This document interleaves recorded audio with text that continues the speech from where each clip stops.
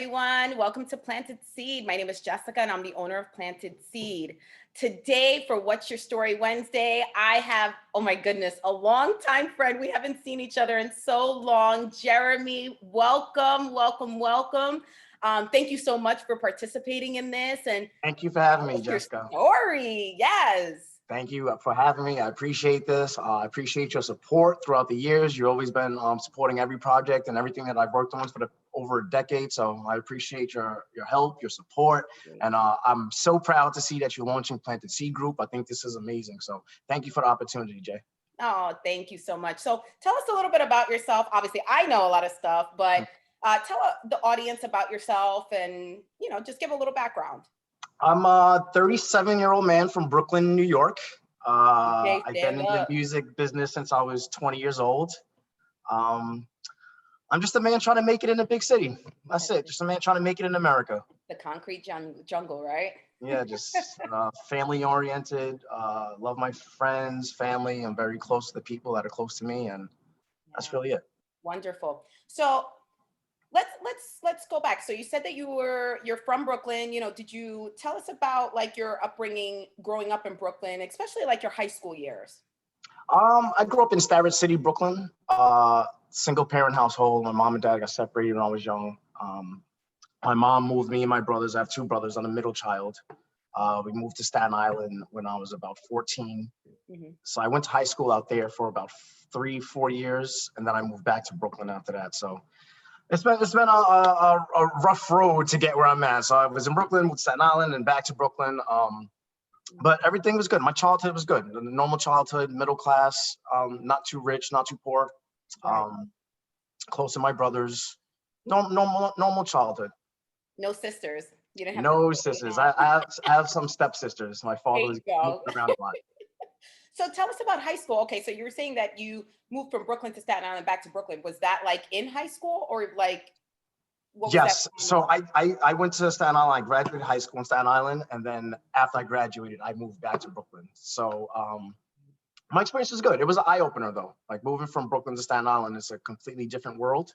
Right. Staten Island is more of a rich borough, like one of the richer boroughs in New York.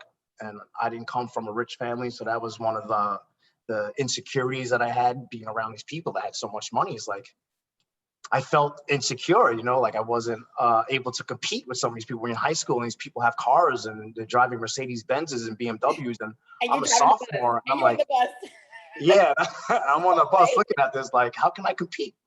Right. But I've always been a loner. I've always been confident in myself. I've always been, I have a strong personality. So that's guided me through my life a lot. So you mentioned your insecurities. I think that's, even in high school, I feel like a lot of teens, they're just trying to figure themselves out. Did you know what you wanted to do? Did you know you wanted to be in the music industry? I didn't know that. I know that I wanted to be in entertainment in some capacity. Like growing up, I really looked up to P. Diddy. I was the biggest Diddy fan. He got keys to the city. Yeah, you're already. I had the fake bad boy chain, like the mall kiosk. I was the You biggest still Diddy have fan. that. I'm sure I have it somewhere. I'm definitely sure I have it somewhere. But I was the biggest Diddy fan. So I know I wanted to be in entertainment in some capacity. I just wasn't sure how, and just my journey, my path led me to where I'm at today. So excellent. yeah, but Diddy, Will Smith were people I really looked up to growing up. I was going to ask you, that was your role models or your mentors, like, oh my because they seem like they just move to the beat of their own drum. That's it. Like they're themselves. They're not scared to be themselves. Like that. That's always been inspirational trait to me from them. What do you? And even if you look now, like look, Diddy is a billionaire now, so it's like I've been following rock to everything. I mean, so I think has he even done any movie cameos? Not yet. He has. I think the Get Him to the Greek. I'm not good at movies. I'm more with music. Yeah, I think he did some cameo like Get Him to the Greek and movies like that. But even looked at it, like I was probably 13, 14 years old looking up to Diddy. Like, damn, this guy's a man, and I'm 37 now. He's still on top doing, so it's great. And I had Mary. Love me some Mary. And even look where Mary is now. Fabulous. Like fabulous as always. Wow. So what do you see? Like, like, especially being in Brooklyn now, what do you see as the common theme, like maybe in young boys that they're facing right now? Like, what do you think that their hardest challenges? I think one of the hardest challenges as a young person growing up today is this this phone. Yeah. Social media um, has made the world so much smaller. Mm. I think it causes depression in a lot of young people because you start comparing your lives to other people's made up, Highlights. Photoshop, They're filtered. highlights of their real the highlights of their life. Right. Yeah. Like nobody shows the bad parts of the day or the bad things. We're not going to post the bad pictures. We're going to post the fun, exciting, the things that look great. And it's easy to get caught up in that where you start comparing your real hard struggle life to somebody's made up life that they present to you. So I think that's one of the hardest struggles. And then also just trying to stay on a straight, narrow path and not get veered off the road via gangs, Well, that's what I was gonna say. drugs, Yeah, especially girls. growing up in our era, like gangs were it. Yeah.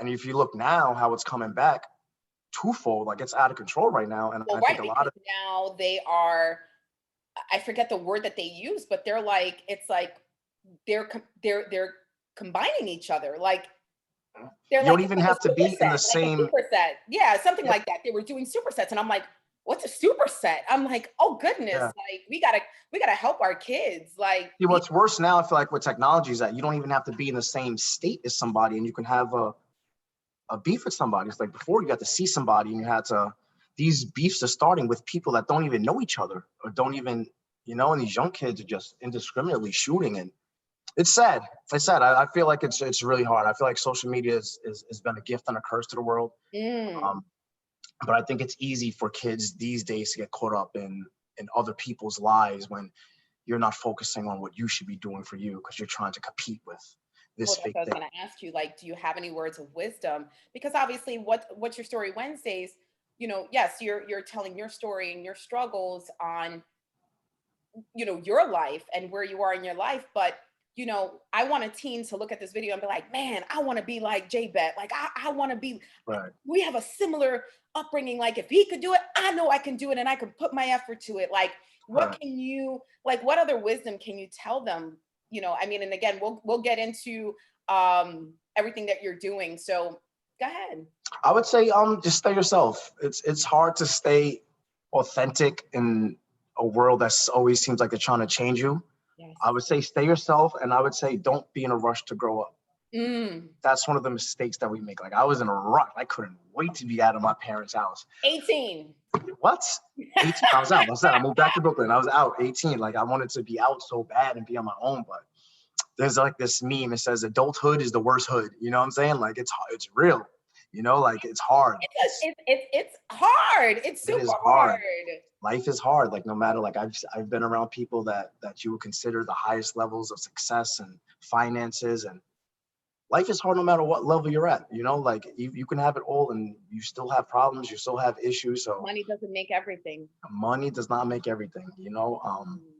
No. Stay true to yourself and value your family and friends. When Mm. you're young too, like you want to just get away from your family and you want to just Hate be your out with your mom, you friends, hate but your dad, you talk about some I hate. your Hate. family will always be there. That's one thing I've learned. Like, I used to have so many friends, so many friends. I could count You on use you one. use that word friend too loosely, huh? We all do. Yes. We all do. I think we've all been guilty of it. Value your family. Don't be in a rush to grow up, and just stay focused and stay true to yourself. Excellent. All right. So, I'm going to ask you, tell me a fun fact because I need to know a fun fact about Jeremy. A fun fact about Jeremy. I'm boring. I'm boring, Jay. I'm boring. I'm a homebody. I like watching movies. I'm boring. I just opened up a store, the Motivation Store. Yes. Uh, Oh, yes. All right. So let's plug that. Let's get that in there because we got to talk about this because this is, I mean, I have more questions, but this is intense that guys, like, I need you guys to understand something. We've known each other for a very long time. And they always say, like, people meet people for a reason, season, or a lifetime. This is a lifetime here because, I mean, look what we're doing with Planted Seed. Look at this. Can we talk about this? love it, love it, love it. I look better than what I've been through. Like, can we just talk about this? This shirt, this clothing line is incredible. Go ahead. So tell us how this started and let me know all the inside scoop. Well, so it kind of goes back to what we were saying. Like a lot of people, like I've lived. Yeah, I feel like I've lived a really great life. I've had great experiences. I've Amen. traveled the world. I've done things that I've never imagined that I would do. Um, but at the same time, I've also had a lot of problems in my life. Like I've been depressed. I've been down. Have anxiety. Like there's a lot of things that go on the inside that people don't see. So I wanted to. I was just in a vulnerable spot. So I put out a book 4 years ago, The Power of Words, and that was just quotes. I was You just guys gotta get this. dark This is place. amazing. Thanks for the support, Jay. Always. Yes. See, even that dust settles, people shouldn't.